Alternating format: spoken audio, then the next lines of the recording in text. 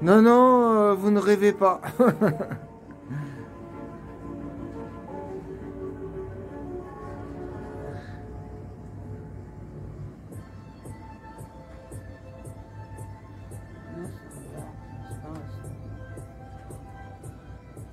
On est où?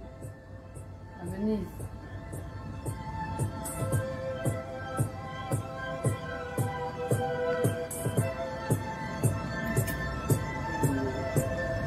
« 26 octobre ».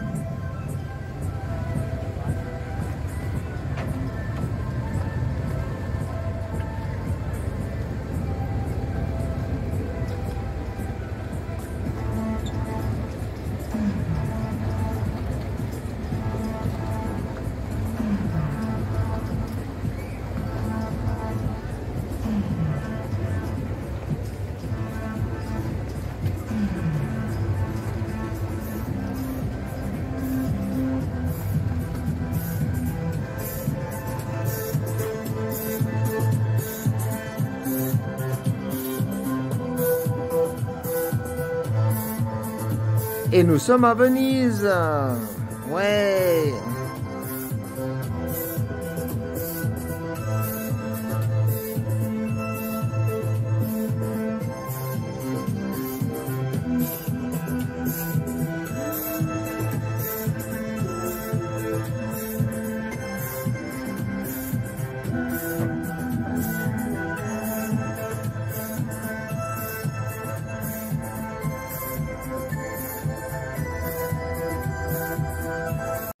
Salut à tous, bonjour, bonjour. Bon, et ben, donc, pour la vidéo du mois d'octobre, comme vous avez pu le voir à l'instant, pas grand chose à dire, hein, si ce n'est que, bah, on était à Venise, et donc, c'était, on s'est régalé là-bas, quoi. Voilà, on était à Venise, mais bon, bah, sans le bateau, hein, sans Mastiempo, on n'est pas parti en Méditerranée, pas encore. Donc on a visité, c'est magnifique, c'est une super belle ville, c'est vraiment c'est top, plein de bateaux partout. Voilà, on était cernés par les bateaux.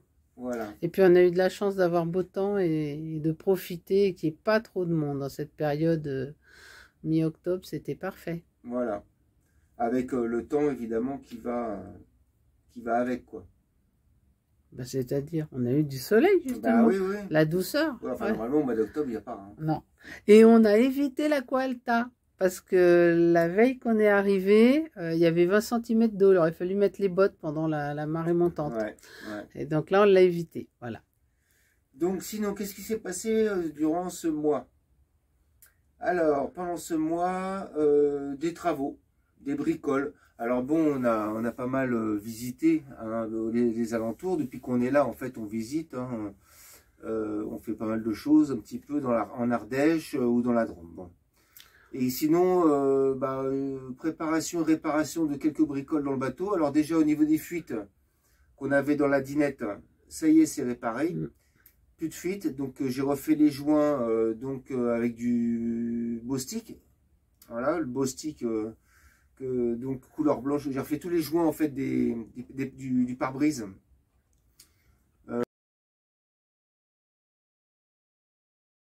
Voilà. Donc il n'y a plus de fuite du tout. Et puis ensuite, qu'est-ce qu'on avait d'autre? T'as refait la peinture? Alors j'ai refait la peinture du pont avant. Je montre la peinture du pont avant. Voilà, là toute la peinture grise. Antidérapante. Non, c'est pas de l'antidérapante là. Hein. Ah bon? Non, je t'ai déjà dit. Ah. Non, non, c'est pas de la peinture. C'est la peinture. En fait, c'est de la peinture grise. Avant, j'avais mis de la peinture antidérapante. Ah oui, c'est ça, oui. Mais qui n'a pas tenu avec qui n'a pas tenu avec le soleil, avec les intempéries, ça n'a pas tenu du tout. C'était une peinture un peu granuleuse là. Ça n'a pas tenu. Alors peut-être c'est de la mauvaise qualité, peut-être que je l'avais mal appliqué, je sais pas. Donc là, du coup, j'ai acheté de la peinture déjà l'année dernière, hein, que je l'avais appliquée déjà l'année dernière. Ça a très bien tenu. C'est de la peinture de parking. J'ai trouvé ça chez Monsieur Papin. Donc c'est de la peinture qu'ils utilisent dans les parkings, dans les sous-sols de parking ou les parkings extérieurs, qui fait un peu lisse, bitumeuse, lisse, voilà. Et j'ai mis ça carrément l'année dernière et c'est super bien. Ça tient super bien, c'est contre toute intempérie, de moins 50 degrés à plus 40 ou 50 degrés. Voilà, puis à nettoyer, c'est super simple, c'est super facile. Alors c'est pas antidérapant, mais c'est propre, c'est nickel. Voilà, qu'est-ce que j'ai refait d'autre? Donc là j'ai refait ça, j'ai refait le saturateur. Donc sur le Tech, en fait moi sur le Tech je mets du saturateur bois couleur Tech, que j'achète chez Monsieur Pimpin également. Je mets pas d'huile de je ne sais trop quoi, je mets pas de produit spécial bateau, j'achète du saturateur. En fait c'est du produit en fait qu'ils mettent autour des piscines, sur les piscines tout autour, souvent il y a du Tech ou du bois. C'est bon pour étanchéifier et protéger. Ça protège le bois, ouais. Voilà. Pour qu'il s'abîme. Ouais. Voilà. Donc c'est ce que je mets, j'achète ça. Et depuis maintenant 3 ans, depuis qu'on a le bateau, je mets ça, c'est vachement bien. Donc juste pour voir comme ça. Le rendu, quoi, la couleur que ça fait, quoi. Voilà. Donc il y a des traces, hein, c'est sûr. Non, mais les traces, je vais expliquer pourquoi après. D'accord. Ok. La montre bien là sur le côté, non, c'est bon? Ouais, c'est bon. Hein. Vous voyez là. Voilà. Donc.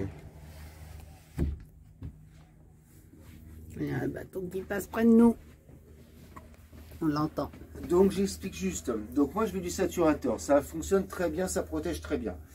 Comme vous avez pu le voir, là il y avait des traces un peu blanchâtres sur le Tech. Mais en fait ça c'est ma bêtise. Alors déjà, il y a le passage régulier sur les passes avant des deux côtés et même sur le pont arrière. Hein.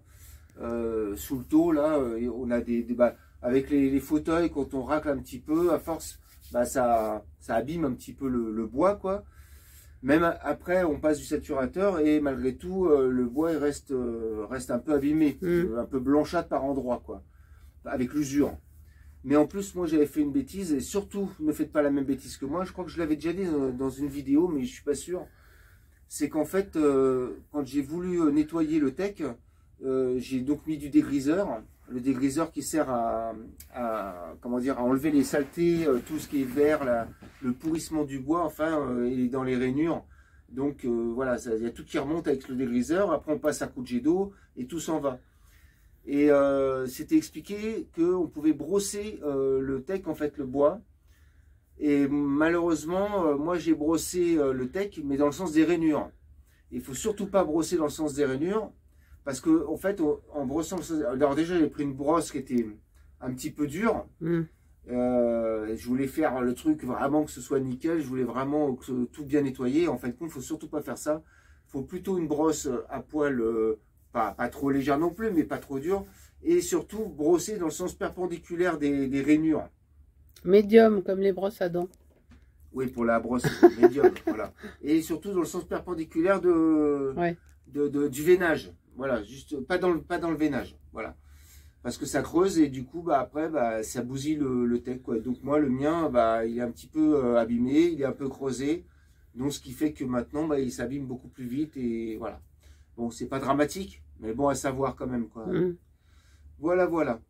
Qu'est-ce qu'on a d'autres choses à dire? Alors, l'hivernage. Alors, je me suis occupé... Alors, en fait... normalement, je prépare le bateau pour l'hivernage, comme chaque année. Là, c'est un peu tôt, puis en plus, il fait encore bon.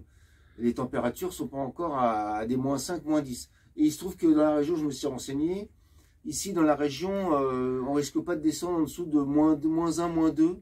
C'est très rare, d'après ce que j'ai cru comprendre. Hein. Mais de toute façon, je suis la météo, avec assiduité.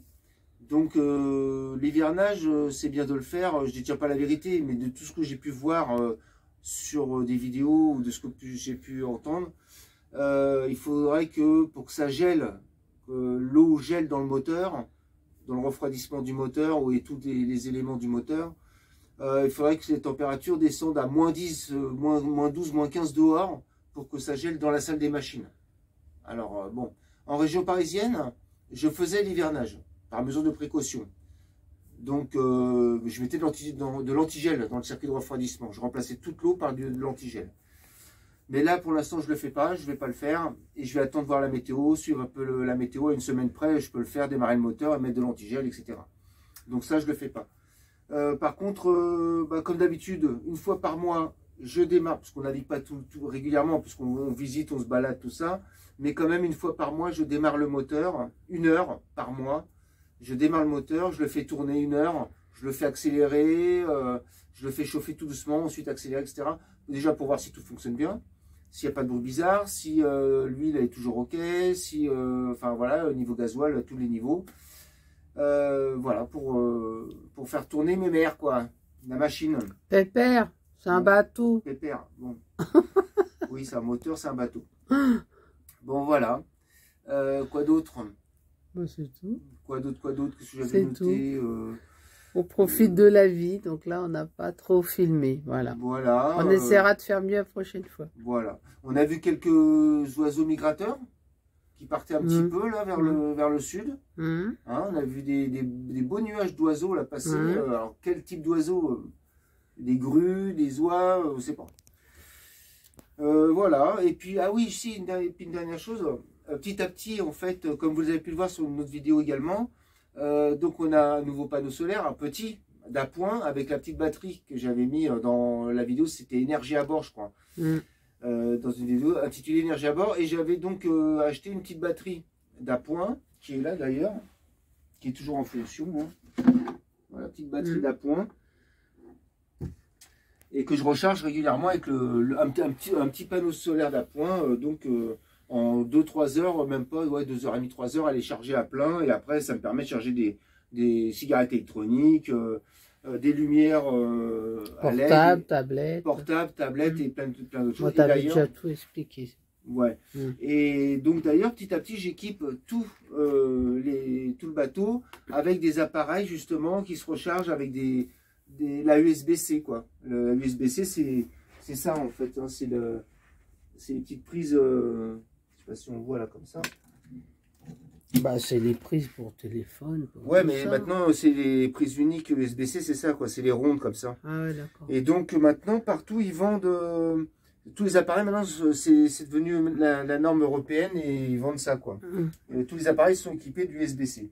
Ok. Il n'y a pas 36 000 prises, quoi. Et donc, j'essaie d'équiper un maximum tout le bateau comme ça, avec des appareils avec prise. C'est-à-dire que, par exemple, le rasoir électrique à recharge, donc avec USB-C, pas à pile en fait. J'évite tout ce qui est à pile, parce que les piles, il faut les acheter, ça consomme, enfin, il faut les acheter, c'est du déchet, etc.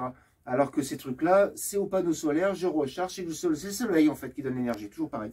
Et là, donc récemment, j'ai acheté ça. Voilà, c'est aimanté ici. C'est une petite lumière, voilà, petite lumière LED, pareil, avec un petit interrupteur, voilà. Et puis alors il y a le truc, alors il y a un réglage automatique ou un réglage direct. Donc en automatique, ça veut dire que dès que je passe, il y a un petit capteur, dès que je passe la main devant ou dès qu'on ouvre un placard, ça s'allume. Voilà, le capitaine il m'a installé une dans ma penderie.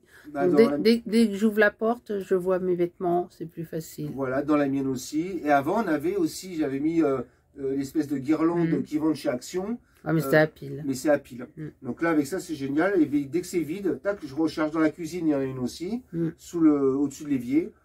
Et au moins, si jamais il y a un jour, il y a une panne électrique générale de réseau, on a toujours ça, on aura toujours de la lumière. Et grâce au soleil en plus. Ouais. Donc ça, c'est top. Bon, rien de plus à raconter. Hein. Ma matelote va bien. Oui, je vais très bien.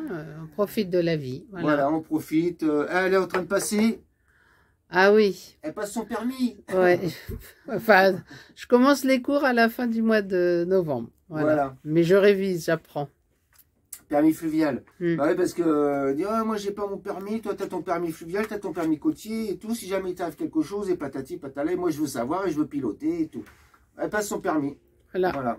C'est vrai que c'est bien. C'est bien de connaître quand même. Hein. Bien sûr. Quand on habite sur un bateau, de ne pas avoir de permis, c'est un peu con, quoi. Puis je fais réviser le capitaine en même temps. Ouais.